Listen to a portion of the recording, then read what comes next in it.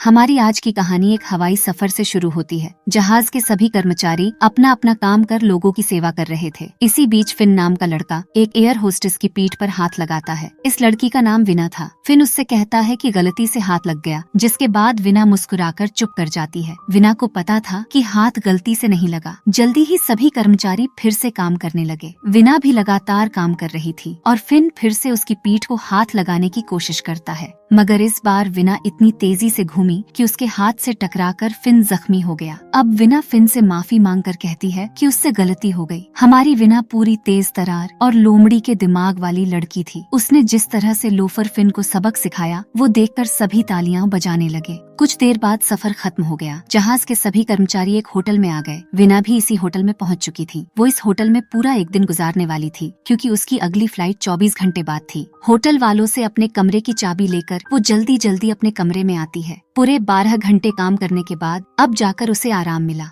वो नहा धोकर कुछ देर आराम करती है। शाम को विना होटल का मेनू कार्ड देखने लगी, लेकिन उसे कुछ भी पसंद नहीं आता। अब उसने बाहर जाने का मन बना लिया, जिसके बाद वो जल्दी जल्दी तैयार होकर एक बार में पहुंच जाती है। बार में उसे एक कोने में जिमी नाम का आदमी नजर आता है। वीणा को जिमी पसंद आ गया, जिसके बाद वो दोनों मिलकर दारू पीने लगे। दारू पीते पीते जिमी उसे बताता है कि वो एक कारोबारी आदमी है और पास के होटल में अकेला ही रुका है। जब वो होटल का नाम बताता है तो विना उसे बताती है कि वो भी उसी होटल में रुकी है। विना को जिमी काफी समझदार लगा, इसलिए उसने जिमी को अपने बारे में बताया था। थोड़ी ही देर बाद विना काफी दारू पीकर अपने कमरे में वापस आ गई। वो जैसे ही सोने लगी तो कमरे के दरवाजे पर आहट होती है। विना जल्दी जल्दी उठकर जब दरवाजे के पार देखती है तो उसे दरवाजे पर जिमी नजर आता है। जिमी को देखकर विना ने दरवाजा खोल लिया, जिसके बाद जिमी उससे कहता है, मेरा कमरा भी तुम्हारे कमरे के पास ही है। कमरे में मेरा मन नहीं लगा, इसलिए मैं तुम्हारे पास आ गया। उसकी बात सुनकर विना पहले तो उसे जाने को कहती है, लेकिन फिर कुछ सोचकर उसने जिमी को अंदर बुला लिया। अब कहानी अगले दिन शुरू होती है। विना जैसे ही नींद से जागती है तो अपने कपड़ों पर खून देखकर हैरान होती है। बिस्तर पर जिमी की लाश पड़ी थी। लाश देखकर विना का मन खराब हो गया और वो जल्दी जल्दी बाथरूम में आकर उल्टी करने लगी। विना को कुछ समझ नहीं आ रहा था कि कल रात क्या हुआ और जिमी की मौत कैसे हुई। वो याद करने की कोशिश तो करती है, लेकिन उसने भी कल रात बहुत दारू पी थी, इसीलिए उसे कुछ भी याद नहीं आता। विना ने नहा धोकर अपने कपड़े बदल लिए और वो अब लाश के बारे में सोचने लगी। जल्दी ही उसने लाश को पहले छुपाने का फैसला कर लिया। वो लाश को बाथरूम में लाकर उसे बाथटब में छुपा देती है। वो जैसे ही बाथरूम से बाहर निकलती है तो उसकी नजर बिस्तर की चादर पर पड़ती है। चादर पर अभी भी बहुत खून था। विना ने अब खूनी चादर को भी छुपाने का मन बना लिया। वो चादर को एक कोट कवर में छुपाने लगी थी। होटल के हर कमरे में पहले से ही कुछ कवर होते थे और विना ने उसी कवर में चादर को छुपा दिया था। वो जैसे ही कवर को अलमारी में रखती है तभी दरवाजे पर आहट होती है। दरवाजे पर सफाई करने वाली रेचल थी। वो विना से गंदे कपड़े और कमरे की सफाई के बारे में पूछती है। विना उससे कहती है कि मेरे सभी कपड़े साफ है और मेरे कमरे को भी सफाई की जरूरत नहीं। विना अपनी बात खत्म कर दरवाजा बंद करती है, जिसके बाद रेचल दूसरे कमरे की तरफ बढ़ती है। विना कमरे के अंदर से रेचल को देख रही थी। रेचल जैसे ही दूसरे कमरे के अंदर जाती है तो विना बाहर आकर उसकी ट्राली से सफाई का सामान चुरा लेती है। कुछ ही देर बाद विना ने पूरे कमरे की सफाई कर दी, लेकिन उसे अभी भी समझ नहीं आ रहा था कि वो लाश को कैसे ठिकाने लगाए। काफी सोचने के बाद वो इतना तो समझ जाती है कि लाश ठिकाने लगाने के लिए उसे समय चाहिए। यही बात सोचकर वो अपनी एयरलाइन को फोन करती है। वो उनसे झूठ बोलती है कि मेरी तबीयत खराब है और मुझे एक दिन की छुट्टी चाहिए। विना ने बहुत सफाई से झूठ बोला था, जिसके कारण उसे एक दिन की छुट्टी मिल गई। अब विना ने कुछ देर आराम करने का मन बना लिया ताकि उसका दिमाग ठंडा हो सके और फिर वो लाश के बारे में सोच सके।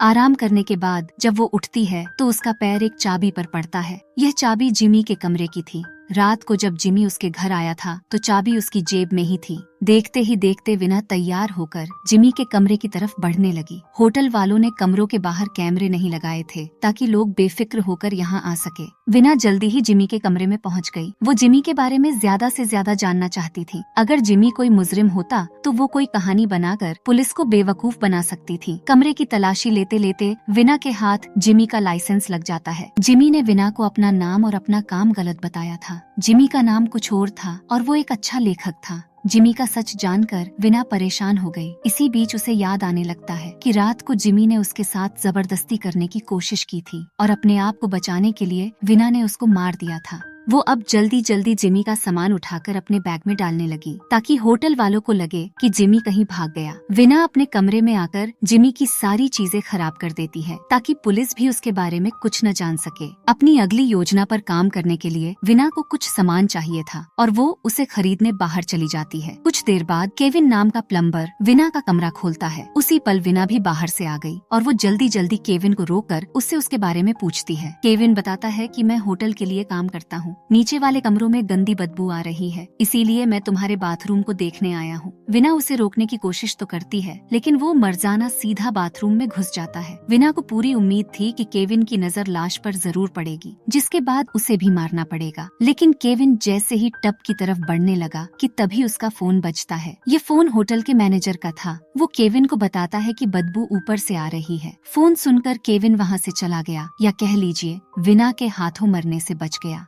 उसके जाने के बाद विना अपना वो सामान बाहर निकालती है जो वो बाजार से लेकर आई थी। देखते ही देखते वो तैयार होकर लाश के टुकड़े करने लगी। टुकड़े करने के बाद वो बाथरूम को भी साफ करती है ताकि पीछे कोई सबूत न रह जाए। विना ने छोटे टुकड़े एक छोटे बैग में रख लिए, बड़े बड़े टुकड़े उसने बड़े सूटकेस में डाल लिए। पूरा दिन काम करने के बाद रात को वो आराम से सो जाती है। अगले दिन विना पूरी तरह से तैयार थी। आज उसने 2 काम करने थे, एक तो उसने लाश को ठिकाने लगाना था, दूसरा अपने काम पर भी जाना था। जाने से पहले वो पूरे कमरे की जांच करती है कि कहीं कोई खून का निशान तो नहीं रह गया। इसके बाद वो हर जगह से अपने और जिमी के निशान खत्म करती है। पूरी तसल्ली होने के बाद वो अपना छोटा बैग और बड़ा सूटकेस लेकर कमरे से बाहर निकल आई। विना धीरे धीरे आगे बढ़ रही थी लेकिन उसका दिल जोरों से धड़क रहा था। देखने वाले सपने में भी नहीं सोच सकते कि इस खूबसूरत लड़की के पास एक लाश है। होटल वालों को कमरे की चाबी देकर वो जैसे ही बाहर आती है तो उसकी नजर एक बड़ी गाड़ी पर पड़ती है। यह गाड़ी बुजुर्ग लोगों को छुट्टियों पर लेकर जा रही थी। विना की टैक्सी को आने में अब भी समय था। वो मौका देखकर छोटे बैग से टुकड़े निकालकर कचरे में फेंक देती है। इसके बाद उसकी नजर एक बुजुर्ग जोड़े पर पड़ती है। वो उनके पास आकर पूछती है कि मैं आपकी क्या मदद कर सकती हूँ। जोड़ा उसे बताता है कि तुम हमारा सामान गाड़ी में रखकर हमारी मदद कर सकती हो। विना उनकी मदद करने लगी और मौका देखकर अपना सूटकेस भी गाड़ी में रखवा देती है।